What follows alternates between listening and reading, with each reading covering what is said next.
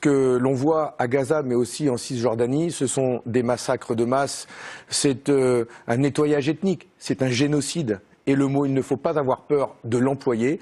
Il est urgentissime d'agir et d'agir tout de suite. Dans un mois, ce sera trop tard. Il n'y aura plus de drapeau palestinien à planter à Gaza parce que Gaza sera rasé.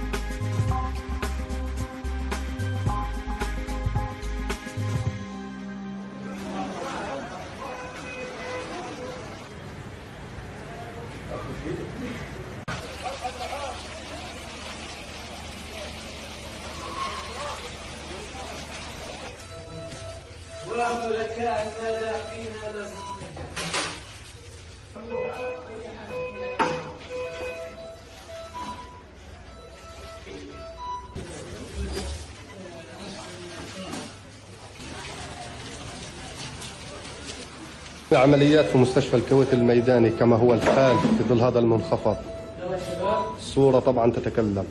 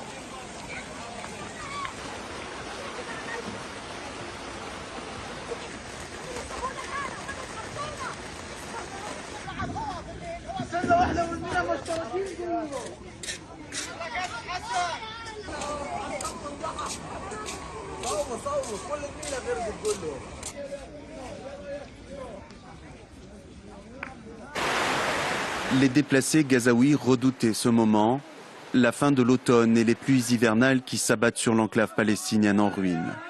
Dans ce camp, les réfugiés peinent à faire face. Les tentes qui leur servent d'abri de fortune sont envahies par les eaux. Matelas, vêtements, rien n'est épargné, alors que les familles sont plongées dans l'obscurité.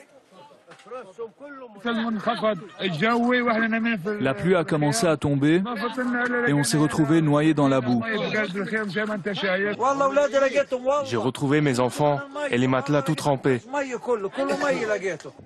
Les matériaux nécessaires à la construction d'abris, comme les piquets de tentes, ne sont toujours pas autorisés par Israël dans l'enclave assiégée. Les abris de fortune érigés par les Gazaouis sont pour la plupart inadaptés aux températures basses et aux vents forts. Alors de nombreux déplacés, éprouvés par 2 ans de guerre, se préparent au pire pour cet hiver. L'hiver va commencer et nous sommes déjà submergés par les eaux. Les tentes sont déjà usées. Dans ce quartier, les canalisations d'évacuation ont été détruites par les frappes israéliennes. Les systèmes d'assainissement et d'électricité sont également endommagés.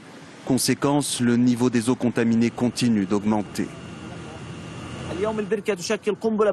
L'étang est une bombe à retardement pour les habitants, en particulier dans ce quartier densément peuplé. L'eau de pluie se mélange aux eaux usées et aux déchets dans l'étang, ce qui augmente les risques sanitaires et menace la vie des habitants. Si l'étang déborde, la zone sera sérieusement menacée. L'élévation du niveau de l'eau pourrait provoquer l'effondrement des bâtiments endommagés. Les organisations humanitaires affirment qu'environ 260 000 familles sont vulnérables aux intempéries hivernales et nécessitent une aide d'urgence.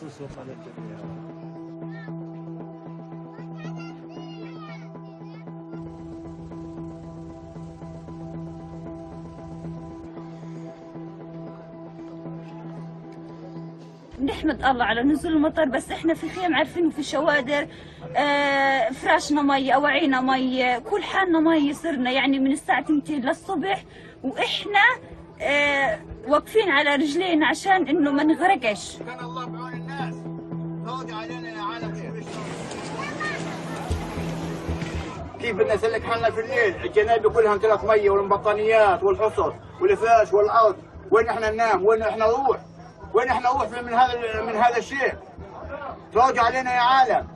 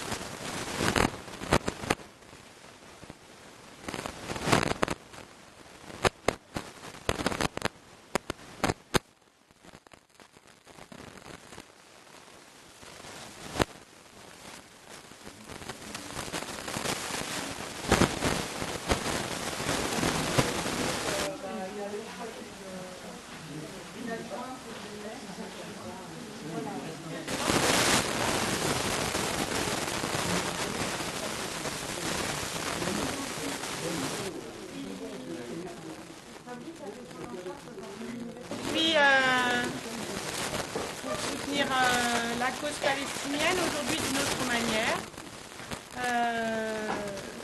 Le génocide continue, les massacres continuent. Bonjour à toutes et à tous et merci d'être là pour notre conférence d'aujourd'hui. En fait, lors d'un rassemblement qui a eu lieu à Joigny au mois de juin dernier, j'ai eu le plaisir de faire la connaissance de Denise Egg, qui est spécialiste d'histoire culturelle et religieuse de l'Orient musulman du Moyen-Âge, je ne me trompe pas. Là.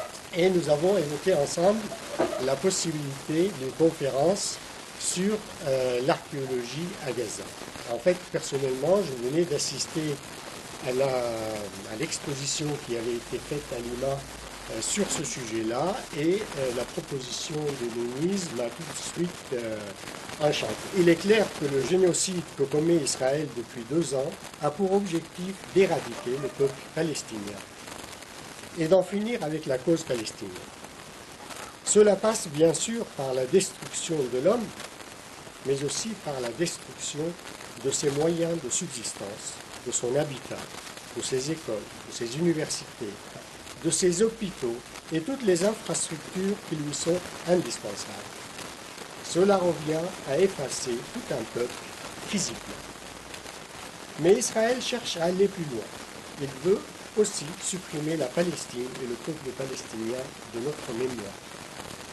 Depuis des décennies, Israël tente par tous les moyens de s'attaquer au patrimoine culturel palestinien, en essayant de l'effacer ou du moins de se l'accaparer. Ainsi, les plats palestiniens deviennent des plats israéliens. Les robes traditionnelles des femmes palestiniennes sont présentées comme des habits israéliens, etc. La liste est longue.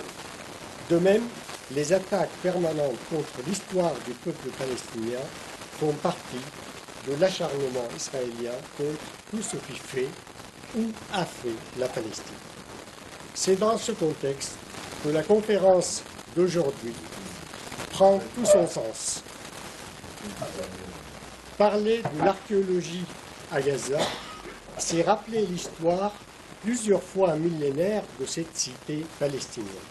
C'est un acte engagé, un acte de résistance face à la barbarie qui, comme je viens de le dire, en plus de vouloir anéantir tout un peuple, tente d'effacer aussi son histoire. Nous remercions chaleureusement Fabrice Virgili qui a bien voulu accepter de se déplacer jusqu'ici et de nous proposer cette conférence intitulée Gaza, un patrimoine millénaire aujourd'hui anéanti.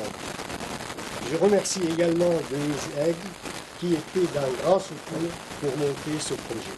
Et je lui laisse la parole pour la présentation de Fabrice Virgili. Alors, comme je le disais, l'accès est interdit, donc cette guerre, on l'a beaucoup vue du ciel. On l'a vu également à travers les postes filmés par des soldats israéliens, par des Gazaouis. Mais là, vous imaginez bien ce que ça demande comme dispositif pour recueillir toutes ces informations. Et nous n'en avions tout simplement pas les moyens ni les forces. Nous sommes quelques dizaines, grand maximum, et encore, la plupart d'entre nous faisons des choses, c'est en plus de leurs activités habituelles. Donc on n'est pas toute une institution avec 15 services, 3 directions et je ne sais quoi, qui s'occupent de ça. Donc ça, ce n'était pas possible. Donc c'est vrai que, vu du ciel, je vous ai pris ici 2 exemples, parce qu'il y a tout un enjeu autour de la photographie aérienne et de ce que nous avons voulu faire. Ici, à gauche, on voit bien ces petits points blancs-là. Ce sont en fait des tentes de réfugiés gazaouis qui se retrouvent autour du monastère de Saint-Hilarion. Le monastère de Saint-Hilarion est un monastère du VIe siècle, byzantin, dans lequel il y a des fresques absolument, des mosaïques, pas des fresques, pardon, des mosaïques absolument superbes, et qui, grâce à l'opiniâtreté d'un projet qui s'appelle Intikal et qui regroupe les archéologues dont je vous parlais tout à l'heure, et puis de chercheurs et d'archéologues de l'école biblique française de Jérusalem, qui est en charge de toutes les fouilles archéologiques depuis en gros 1995, a pu obtenir le classement au patrimoine mondial de l'UNESCO en juillet 2024. Ça veut dire qu'au milieu des bombardements et de la guerre, l'UNESCO, on pourra discuter ensuite de l'UNESCO, c'est pas toujours simple, mais néanmoins l'UNESCO à ce moment-là a reconnu, et c'est la première fois qu'un site de Gaza était inscrit sur cette liste du patrimoine mondial, simultanément patrimoine et patrimoine en danger, évidemment. Il y a 4 autres lieux pour la Palestine, mais qui sont tous en Cisjordanie. Hein. Mais là, c'était la première fois. Et ce lieu, est-ce ce classement, est-ce parce qu'il n'y avait rien vraiment autour, est devenu à un moment un lieu où les populations qui vivaient autour de Saint-Hilarion sont venues s'installer et installer leurs tentes, comme vous le voyez ici, dans l'immédiate proximité du monastère. Là, du monastère, on ne voit rien, c'est simplement... Ah oui,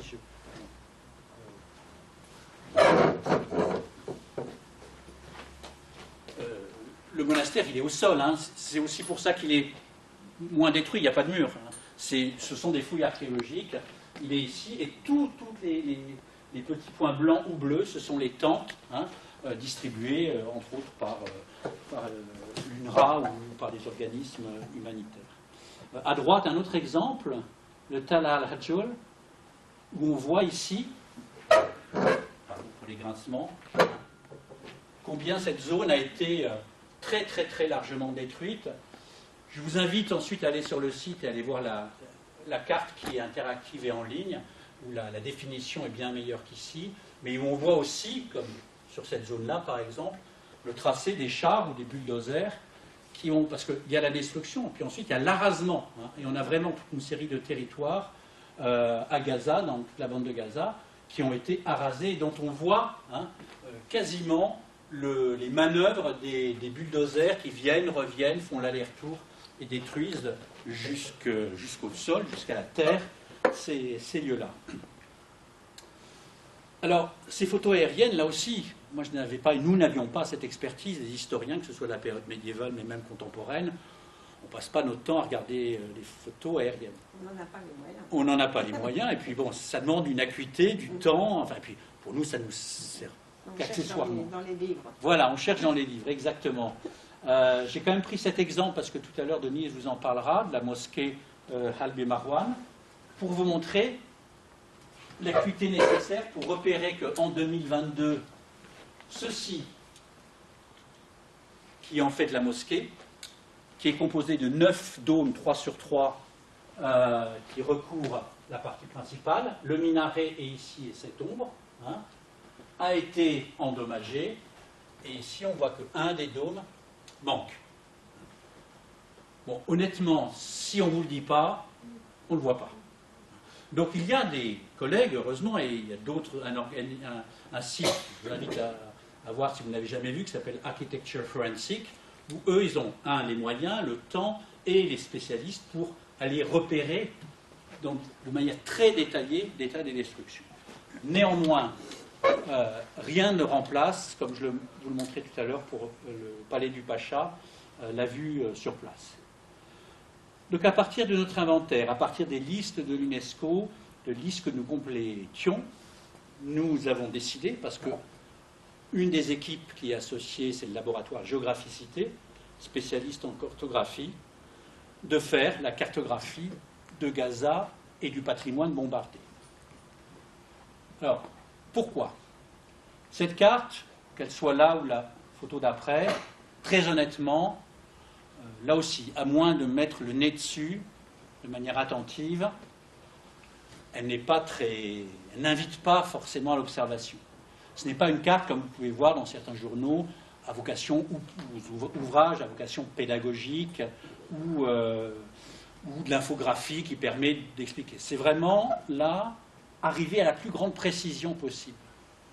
Parce qu'encore une fois, c'est quelque chose qu'on dit souvent, que la géographie est évidemment un enjeu politique. Faire des cartes, c'est un enjeu politique. Et dans l'histoire de Gaza, tout particulièrement.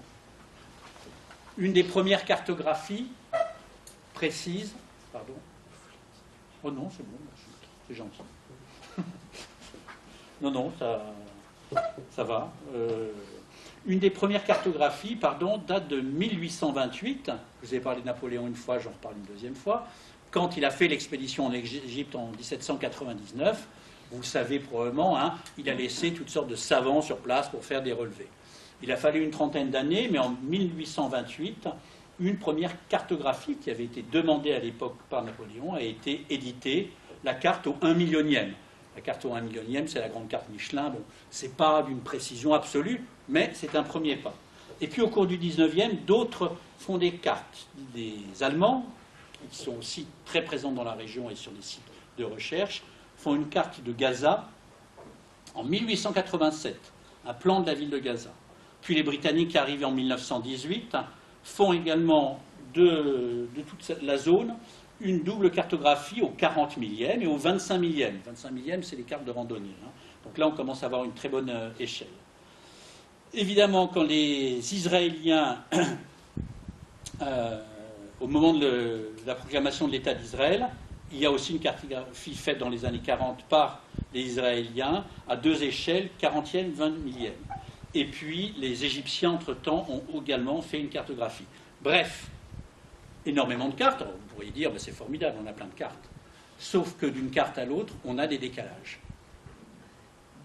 Et il y a un moment où, pour vous et moi, ça n'a peut-être pas beaucoup d'importance, mais savoir si tel tracé de rue, quand on arrive à ce niveau de destruction, était ici ou 5 mètres plus loin, si la mosquée s'arrête à cet angle-là ou 10 mètres plus loin, ben c'est important. Et comme notre ambition, c'est que ce que nous faisons là, qui est entièrement en accès libre, puisse servir à la reconstruction, établir la carte la plus précise, c'est-à-dire qui tranche quand vous avez deux cartes qui ne mettent pas au même endroit le même lieu. Et quand je dis le même endroit, on est à quelques mètres, on n'est pas... Parfois on est plus, mais souvent c'est aussi précis que ça. C'est essentiel parce que là, il nous semble important et utile de pouvoir permettre à toutes les personnes qui seront concernées le moment venu de pouvoir s'assurer et vérifier de ce qu'il en est à Gaza. Donc toute une partie de notre travail tourne autour justement de la cartographie. La voici avec une évidemment mise à jour régulière. Elle n'est pas non plus exhaustive pour le moment, elle s'appuie sur les listes dont je vous parlais tout à l'heure. Mais voici comment elle fonctionne. Parce que l'idée, ce n'est pas simplement d'avoir un petit point avec un petit numéro sur une carte, qui ne la rend pas très attrayante, mais que pour chacun de ces numéros, on ait une bulle qui apparaît, ce que vous voyez ici, et un lien avec la fiche qui vient renseigner cette carte. Donc un dispositif qui permet de faire d'ailleurs l'aller-retour. Vous regardez la fiche concernant un lieu, vous cliquez, vous avez sa localisation précise sur la carte, ou dans l'autre sens. Donc voilà ce qu'on a voulu faire, avec toujours cette idée, dire ce que Gaza a été, dire ce que Gaza est ou est en train de devenir, et servir le moment venu à celles et ceux qui reconstruiront Gaza. Et on pourra, dans la discussion, peut-être aborder cette question plus largement. Qu'est-ce que veut dire reconstruire Gaza aujourd'hui? Mais ce qu'il faut savoir, c'est que à chaque moment où il y a eu un cessez-le-feu, ou même une accalmie, que ce soit en février 25 ou récemment, alors je mets bien sûr des guillemets à cessez-le-feu, puisqu'on sait que la particularité dans la région, c'est que quand il y a un cessez-le-feu, on peut continuer, mais néanmoins, avec une densité moindre, ce qui fait que les gens peuvent quand même sortir, aller voir, etc. Et donc, renseigner la situation sur place. Voilà, donc ça c'est le dispositif. Maintenant, je vais prendre quelques exemples pour vous raconter ce qu'est ce Gaza.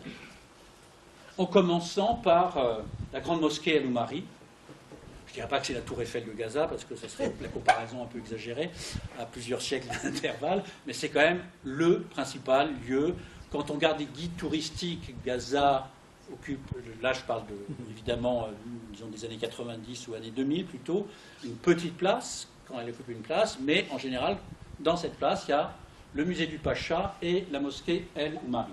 Ce qui est intéressant ici, c'est que vous voyez sur la gauche une photographie du minaret de la grande mosquée, qui date de 1900. Et en bas à droite, 1917. Est-ce que vous arrivez à voir à peu près? Il ne vous a pas échappé qu'entre 1900 et 1917, le sommet du minaret a été endommagé et même en grande partie détruit.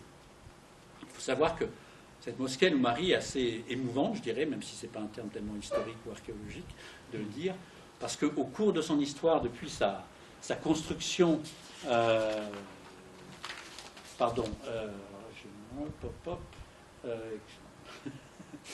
au cours de sa construction, il y a des grandes discussions sur sa construction, mais en gros au XIIe siècle, Ce minaret a été détruit, reconstruit à plusieurs reprises. Lors d'un tremblement de terre au XVIIIe siècle, et ici par les Britanniques en 1917. Pourquoi? Parce que l'armée ottomane, on est dans la Première Guerre mondiale, l'Empire ottoman combat les Britanniques et la ligne de front, à un moment, en 1917, se trouve à Gaza. Les Ottomans tiennent Gaza et l'armée britannique fait le siège. Et fait le siège parce qu'elle pensait pouvoir l'envahir rapidement, mais non, il y a une forte résistance et ça dure 6 mois. Pendant 6 mois, les Britanniques, avec le soutien d'ailleurs d'un bâtiment de la flotte française qui s'appelle le Requin, bombardent le centre, la vieille ville de Gaza. Et donc, ici, le minaret est détruit, sera reconstruit dans les années 20. Et puis, en haut à droite, une autre photographie, elle bien plus récente, 2025, du minaret endommagé et du reste de la mosquée détruite. Il faut savoir qu'entre-temps, en 2014, déjà, l'armée israélienne avait endommagé également le minaret. C'est-à-dire que, je ne sais pas si on peut en faire un symbole, mais la manière dont ce lieu a été détruit, reconstruit sur près de 1000 ans, est quand même aussi une des démonstrations de cet acharnement de ne pas abandonner les lieux quand ils sont détruits, mais bien de les rétablir.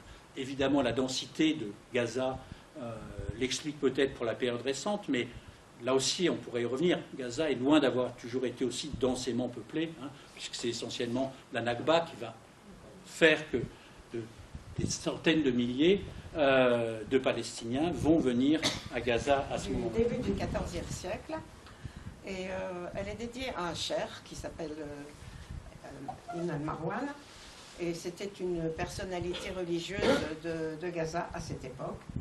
Et ce cheikh est mort en 1316.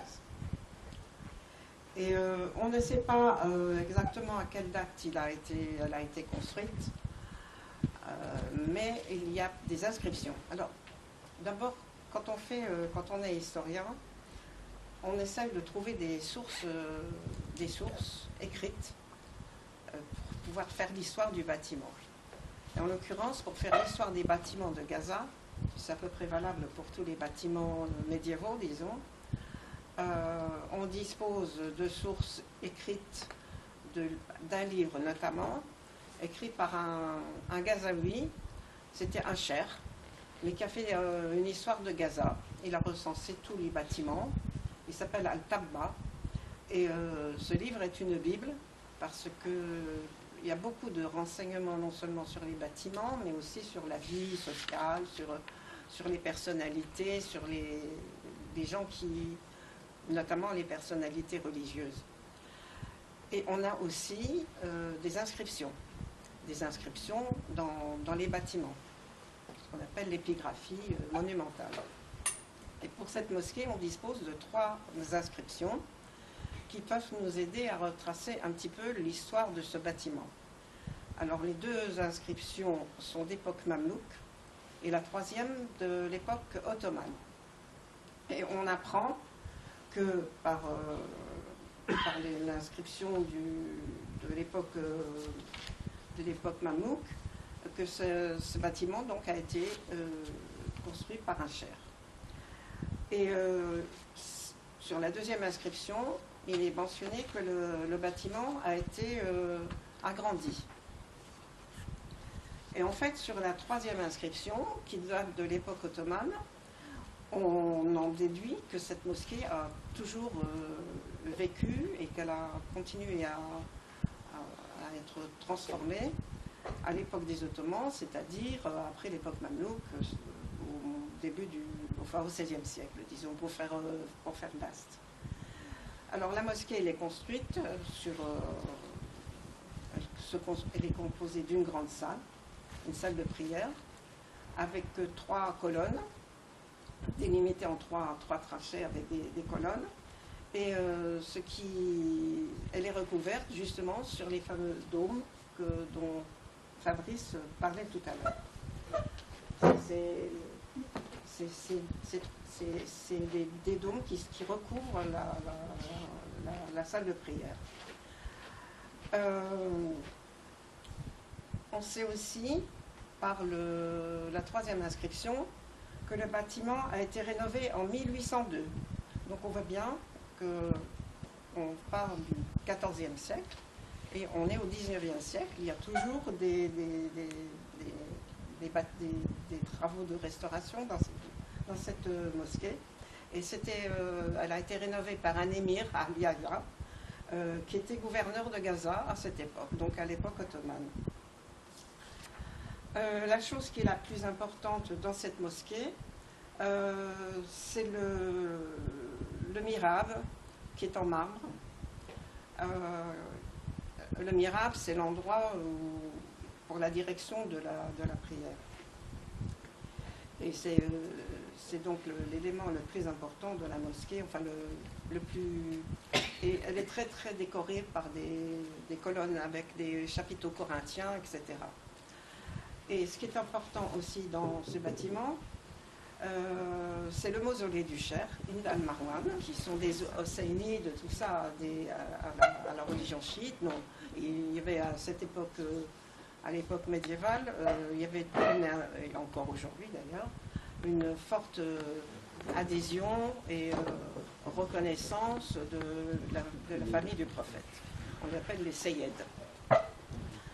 Alors le tombeau est en marbre et il y a sur une inscription, il n'y a de Dieu que Dieu, et qui donne la date de après, on donne la date de la mort du Cheikh, le lundi 11, enfin, je vais donner en date chrétienne, le 12 janvier 1316.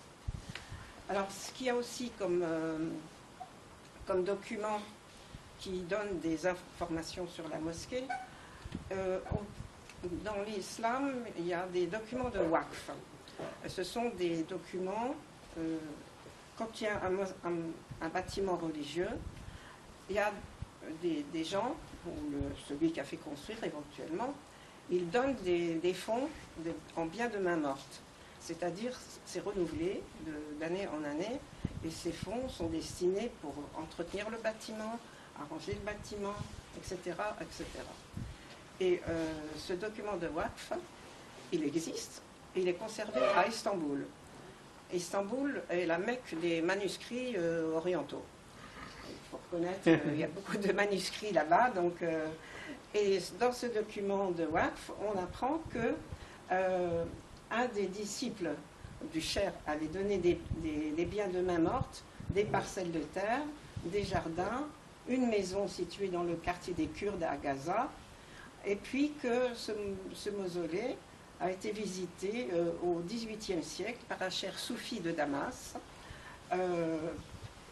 ce qui atteste finalement que ce cheikh était reconnu et qu'on venait à son tombeau, même de loin. Enfin, Damas, c'est pas très très loin de Gaza, mais il n'y avait pas que des gens de Gaza qui venaient en pèlerinage à son tombeau. Voilà. Et on sait aussi par ce document de waqf qu'il y avait qui étaient payés le muezzin et puis l'imam de la mosquée par ses biens de main morte sur la longue durée. Voilà. Il y a aussi une chose que je voudrais signaler. Fabrice parlait tout à l'heure des cimetières. Alors cette mosquée, on ne sait pas trop ce qui est détruit, mais on sait ce dôme. Mais ce cimetière, cette mosquée, elle fait partie d'un cimetière historique qui est appelé le cimetière Ali ibn Marwan. Et le 8 janvier 2024, on sait qu'un cimetière situé dans le quartier Al-Toufa, à Gaza, où se trouve cette mosquée, a été profané par l'armée israélienne. Ils ont exhumé les corps et détruit les tombes, comme disait Fabrice, il passe le bulldozer. Mais on ne sait pas si ce qui est attesté pour un cimetière d'Al-Toufa, si c'est le cimetière de la mosquée ou si c'est un autre cimetière. Mais d'après ce que tu disais tout à l'heure, c'est... J'essaie de vous montrer le lieu avec la carte interactive, mais comme toujours en direct, c'est un peu risqué. Non, ça marche. Voilà, là je suis allé sur les 3 lieux dont Denise vous parle. la mosquée ici. La mosquée ici, on voit la fameuse coupole, donc le dôme dont on parlait qui est endommagé. Juste à côté, le mausolée et tout le cimetière qui est ici. Donc vous voyez ici ces tout petits rectangles blancs ou noirs. Le noir, c'est l'ombre du rectangle, qui montre l'importance du cimetière. Mais si vous regardez sur les deux parties extrêmes, pardon, je sais que c'est désagréable quand ça bouge comme ça, ici ou ici, des traces de bulldozer, disons. Voilà. Et sinon, donc, c'est cette parcelle, finalement, qui regroupe ici, au même lieu, finalement, la mosquée, le mausolée et le cimetière. Ce qui n'est pas forcément le cas pour d'autres mosquées ou d'autres cimetières. Ce n'est pas une règle qu'on peut appliquer partout. Mais si... J'avais trouvé...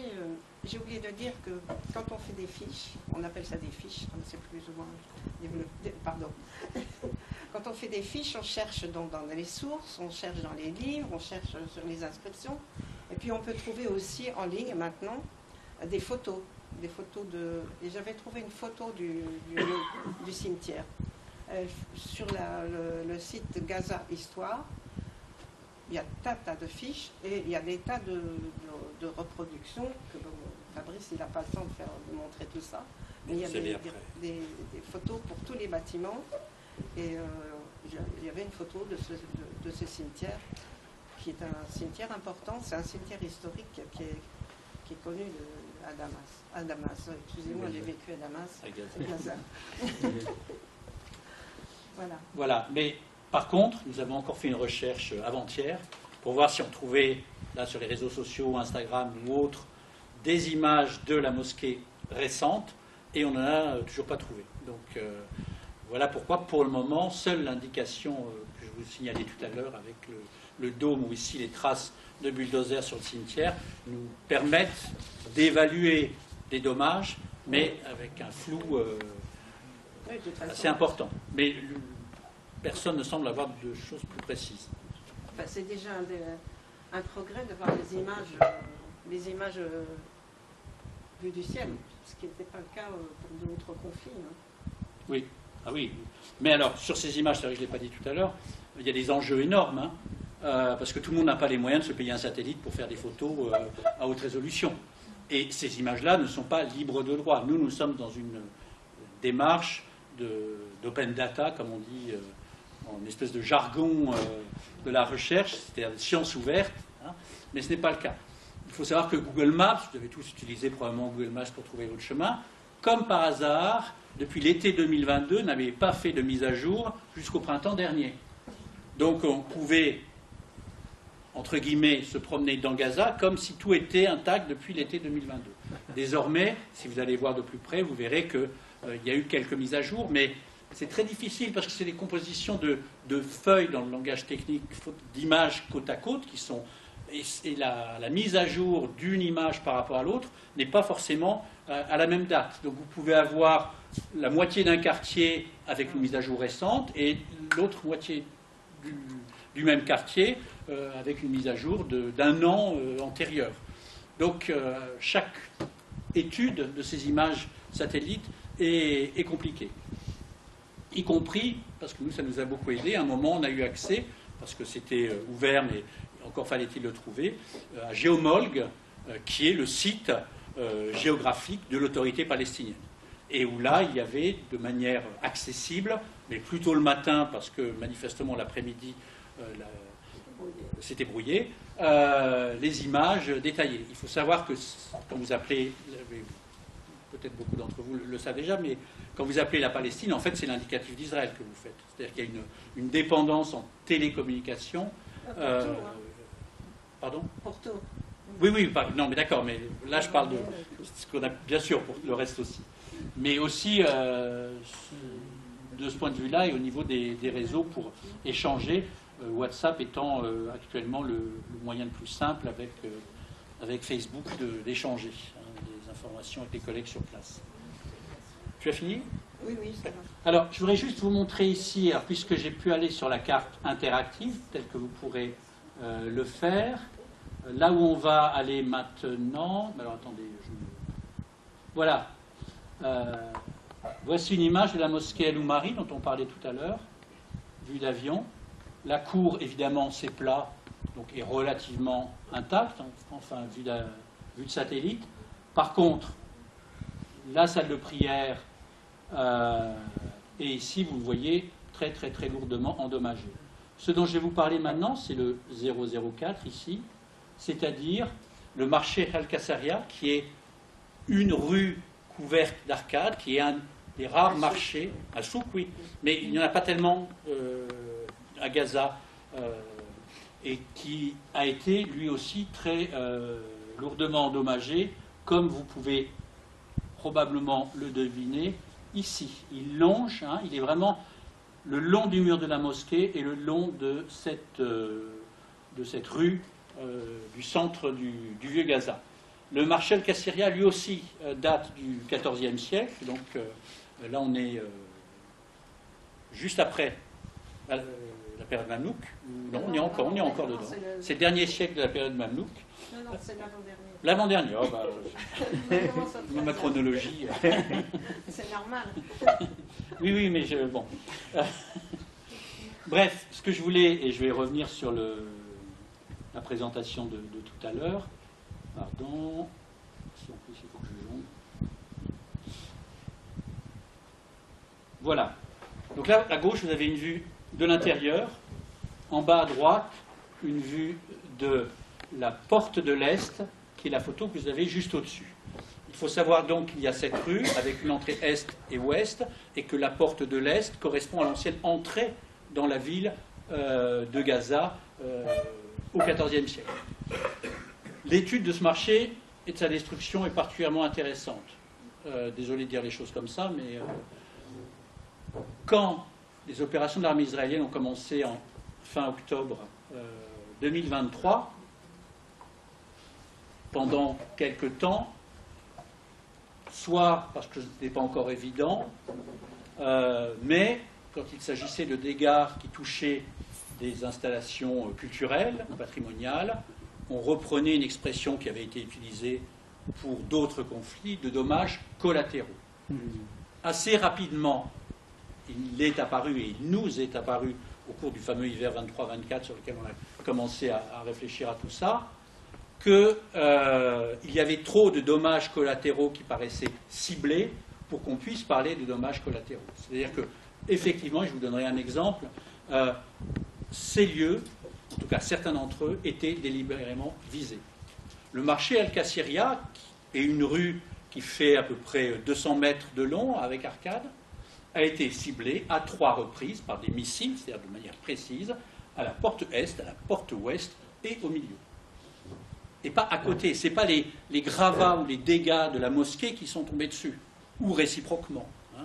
Il y a vraiment là un choix délibéré de détruire ce passage-là. Un autre exemple, c'est, tout à l'heure a été évoqué, je terminerai avec ça tout à l'heure, l'exposition à l'Institut du monde arabe, Gaza, 5000 ans d'histoire. Toutes les pièces qui ont été, pas toutes, mais la plus grande partie des pièces présentées à cette exposition viennent d'un fonds qui est celui de Jawdat Koudari, qui est un collectionneur gazaoui qui, pendant des décennies, récupérait un certain nombre de pièces, certaines dans des chantiers, il était entrepreneur, certaines par les pêcheurs. Finalement, je vous passe l'histoire parce qu'elle est un peu longue, même si elle est passionnante, il a fait un musée privé, parce que c'était trop compliqué de le faire de manière publique, ce qu'il avait souhaité avec l'autorité palestinienne au début. Donc la localisation était parfaitement connue, ce n'était pas à ce moment-là une base du Hamas, enfin, tous les arguments qui ressortent à chaque fois ne valaient rien dans ce cas-là, en tout cas. Et bien sûr, on s'est aperçu qu'il n'y a pas que dans ce cas-là que ça ne valait pas grand-chose. Mais il y a vraiment, manifestement, hein, de manière de plus en plus évidente au cours de l'hiver 23-24, le constat que les lieux culturels sont visés pour être détruits. Je vous parlais des archives tout à l'heure, le musée ici, le marché dans ce cas-là, et qu'il y a vraiment cette volonté délibérée de détruire aussi, en plus des écoles, en plus des hôpitaux, en plus des stations d'épuration dont je parlerai dans un instant, les lieux culturels. Et donc il y a vraiment, certains emploient le terme d'urbicide pour détruire la ville. Je ne sais pas si c'est le bon terme, mais je pense que la discussion sur les mots n'est pas forcément la plus importante, surtout qu'une grande partie de Gaza, je vais y venir, n'est pas urbaine. Hein. C'est d'abord une oasis. Et donc il y a aussi des cultures qui ont toute leur importance. Mais avant de parler des cultures, des vergers, un cinéma. Parce que les vieilles pierres ne sont pas forcément toujours aussi vieilles, même si je me trompe chaque fois d'un siècle ou deux. Je suis meilleur en décennies qu'en siècles. Donc, voici le cinéma Al-Nasser. Pourquoi montrer ce cinéma? D'abord, il faut savoir que dans la période des années 50-60, au moment où c'est l'Égypte qui a la tutelle de Gaza, c'est ce qu'on appelle l'âge d'or du cinéma palestinien. Que déjà dans les années 40, d'autres cinémas avaient été construits, en s'inspirant de l'architecture art déco, ou en prenant des modèles du type de l'architecture d'après-guerre aux États-Unis, dans les formes, ou du côté du Corbusier, dans la manière d'utiliser la lumière, les verreries. Et ici, voilà ce cinéma qui est fabriqué donc en 1900, au courant des années 50, qui a une salle de 1000 places. Quand vous entrez dans la salle d'accès fait 13 mètres de haut, donc vous voyez l'ambition architecturale. C'est un architecte, Kerot, qui est engagé pour faire ce cinéma, qui est fait à ce moment-là. À gauche, je vous ai mis un des plans du cinéma Al-Nasser. Plan retrouvé aux archives, heureusement photographié ou scanné par notre collègue Abaer Al-Saka, qui a écrit des articles sur les cinémas, entre autres, et le cinéma à Gaza, parce que ces plans sont aujourd'hui détruits. Heureusement, des chercheurs, des amateurs, des collectionneurs, ce que vous voulez, avaient auparavant fait des photographies, etc. Mais l'archive elle-même est détruite. Mais voici un plan. Il y en a beaucoup d'autres précieux. Je voulais donner un autre exemple, parce que je trouve aussi assez touchant. Dans ce que nous montrait Denis, cette photographie vient de la collection de Mohamed Sadek. Mohamed Sadek a fait une thèse en Allemagne sur l'architecture mamelouk. Et quand on a voulu reproduire les photographies qui sont mal imprimées dans sa thèse, parce qu'une thèse en général c'est mal imprimé, hein, et puis c'était en 90, donc c'était il y a longtemps, on le contacte, il nous répond très gentiment, on lui dit est-ce que vous nous donnez l'autorisation de reproduire l'image dans votre thèse? Mais ce qui serait encore mieux, c'est si vous aviez les photographies originales. Et il nous répond toute ma collection, mes ouvrages, mes photographies, mes notes sont dans mon appartement à Gaza. Aïe, aïe, aïe. Donc, je crains, je n'ai pas eu depuis, qu'il n'y ait plus d'appartement à Gaza, ou en tout cas que ce qui pouvait y être n'a pas été conservé. Donc, vous voyez, comme les archives, ça peut se situer, et là, le patrimoine a plein de niveaux différents. Là, c'est une collection privée, enfin, collection, c'est même pas une collection, c'est les outils de travail d'un chercheur qui a ça chez lui dans sa bibliothèque. Mais à un moment donné, et ce moment, c'est aujourd'hui à Gaza, ça prend une valeur exceptionnelle. Donc heureusement que d'autres ont photographié, heureusement que lui a fait des photos, que ça a été même mal édité, peu importe. Mais ça existe. Ça existe. Et c'est ce qu'on essaye de faire aussi. Je suis peut-être un peu long, là, je voudrais que vous puissiez poser des questions, je vais accélérer. Je vous parle du Wadi Gaza, parce que là aussi, c'est quelque chose d'essentiel. Depuis 3000 avant notre ère, à Gaza, se trouvent les premières installations humaines. Et c'est effectivement autour de ce lieu, d'abord, que se concentre la population, parce qu'il y a de l'eau, parce que la terre est plus fertile. On est là sur ce qu'on appelle en hydrographie un oued, c'est-à-dire une rivière qui va se charger au moment des crues et des fortes pluies d'automne ou d'hiver, et puis être presque à sec l'été. C'est un phénomène classique dans la région. La rivière entière fait une centaine de kilomètres, part du désert du Negev, et se jette là. Donc elle traverse Gaza sur une dizaine de kilomètres à peine. Mais elle est essentielle. Seulement depuis un certain nombre de décennies, elle est de plus en plus polluée. D'une part, impolluée, et deux, le débit d'eau est réduit parce que, il ne nous a pas échappé que s'il y a 10 km à Gaza, les 90 km avant sont en Israël. Et donc, contrairement à ce qu'ils disent, il n'y a pas de barrage en Israël qui empêche l'eau de s'écouler, mais il y a des pompages successifs qui, en fait, réduisent énormément le débit. Puis il y a aussi des usines dans des agglomérations urbaines importantes israéliennes qui déversent leurs déchets. Donc les 10 kilomètres si précieux étaient extrêmement pollués, et à Gaza elle-même, il n'y avait pas forcément, depuis les années 60-70, une conscience de cette importance. Dans les années 2000, il y a eu de grands projets de restauration, de stations d'épuration, pour que l'eau soit à nouveau propre. Et ici, vous avez 2 photographies, enfin 3. Celle du haut, c'est une plantation le long des berges après un nettoyage. Il y avait plusieurs dizaines de milliers de tonnes de déchets qui étaient dans le Wadi Gaza, qui ont été retirés. Des plantations, des nouveaux troupeaux de moutons qui sont emmenés là, même si la salinité du sol est importante, mais qui trouvaient à des pâturages dans le Wadi Gaza. Ici, vous avez une photographie, janvier 24, décembre 24, un peu moins d'1 an. Voici une boucle du Wadi Gaza de part et d'autre de ce pont qui est la rue Saladin, enfin je traduis ça comme ça, qui fait tout le long de la bande de Gaza.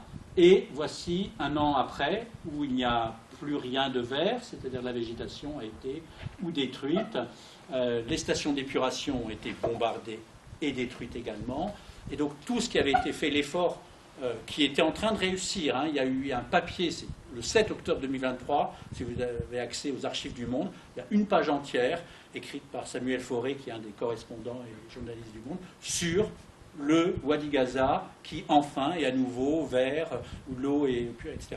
Et tout ça a été évidemment depuis anéanti, et c'est un enjeu majeur. La question de l'eau aussi, comme la géographie, c'est une question politique majeure, parce que Gaza, contrairement à ce que vous pouvez penser, je vous parlais de zones poussiéreuses, entre le Sinaï et le Negev, on se dit c'est un coin désertique. Non, ce n'était pas du tout un coin désertique. Il y avait une importance cruciale de l'eau dans cette région. Je terminerai en 2 mots, pour reprendre des choses que j'ai déjà plus ou moins évoquées. L'idée, c'est de rendre tout ça le plus connu possible, à la fois pour que ça puisse servir, d'où la précision géographique dont je parlais, et les fiches que nous remplissons pour pouvoir permettre à celles et ceux qui le souhaiteront de s'emparer de ce savoir. Pour le moment, le site est en français. Nous prévoyons très rapidement la version anglaise et prochainement ensuite la version en arabe. Notre compte Instagram est déjà en français et en arabe, avec cette cartographie que vous voyez sur le mur, qui est, entre guillemets, notre cartographie. Et puis devant, premier plan, pour ceux qui ont visité l'expo, les autres c'est trop tard, elle s'est arrêtée il y a 1 semaine, ce que je vous ai montré sur le palais du Pacha, la mosquée Al-Umari ou d'autres choses.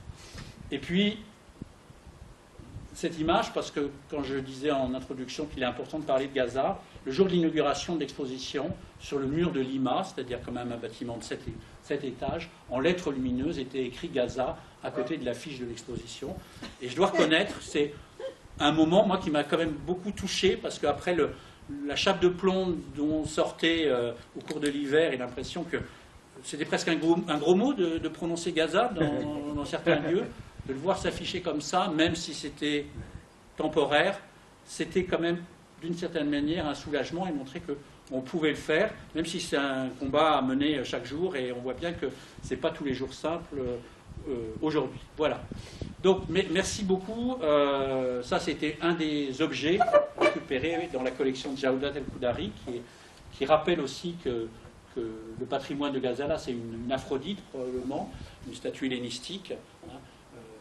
C'est aussi toutes ces époques-là, et s'il y en a qui ont de quoi flasher le QR code, on est très moderne, vous pouvez aller directement sur le site pour voir ce qu'il en est plus précisément. Gaza existe, Gaza continuera d'exister, et le travail que vous faites est absolument incroyable pour cet acte de résistance que chacun fait à son niveau, et au niveau là, historique et archéologique, ce que vous faites, c'est vraiment incroyable. Et puis, vous avez parlé de forensique architecture, vous avez souligné que vous travaillez un peu sur votre famille avec ce groupe, et vraiment bravo à vous, et que forensique architecture avait pas mal de financement. Est-ce que, c'est une question vraiment, est-ce que vous savez comment se financer en fait? Je répondrai plus autrement, juste par un secouement de tête, mais l'application de la légale, d'une certaine manière, à tous les sujets. Ça peut être Oui, enfin, mais même parfois des histoires beaucoup plus qui concernent 3 personnes à un endroit,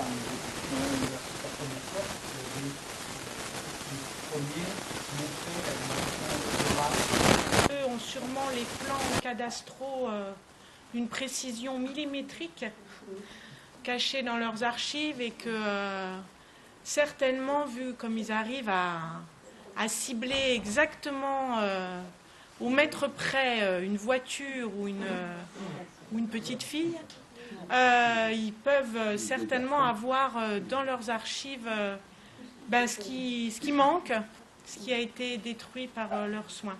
En tout cas, merci beaucoup, merci à vous deux pour toutes ces...